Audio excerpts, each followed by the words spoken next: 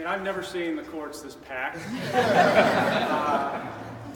and it's awesome. I mean, it's a real testament to Chris and what he means to everybody. Chris was a very smart guy. All of his teachers knew this, and they would often, if not always, mention his ability to come up with thoughtful and intellectual ideas in daily classroom discourse. I knew this because as his academic advisor, I read those teacher comments quarter after quarter. And even if Chris wasn't totally prepared for class, and there may have been a couple times, he showed up and contributed, negotiating the rhythms and concepts as though they were his personal challenge. He was what you'd call a gamer. When thoroughly prepared and engaged, he was among the best in any classroom setting. But luckily for me, as the squash coach, these courts were a place where he was always prepared and engaged. I got to see a lot of Chris's best. We've had a slogan, from year to year, do the work. And Chris embodied that notion. He sought to improve outside of practice and outside of the squash season.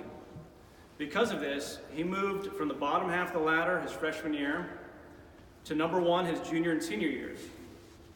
Whether he knew it or not, his efforts maintained and furthered a level of squash at Episcopal that would result in championships years later.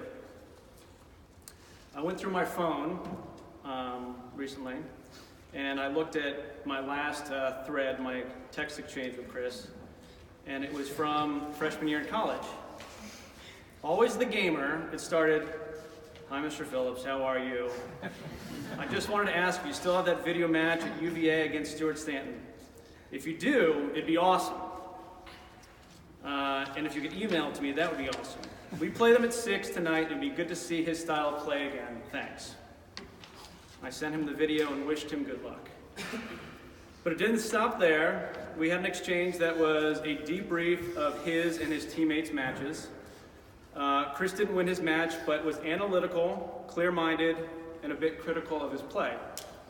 Closing, he noted that UVA was 28 and they were 29, and he hoped to get another crack at them. That was Chris. Last night, I had a chance to play on the court, Chris's court, with a couple graduates, also former number ones. And we were hitting with current students who were vying to be at that elite spot. It was a blast. It was the kind of situation of which Chris would have loved to be part, and one where he would have been a tenacious competitor looking to be best of the best. On behalf of all the boys varsity squash teams, I'm humbled to be part of dedicating this court in Chris's honor.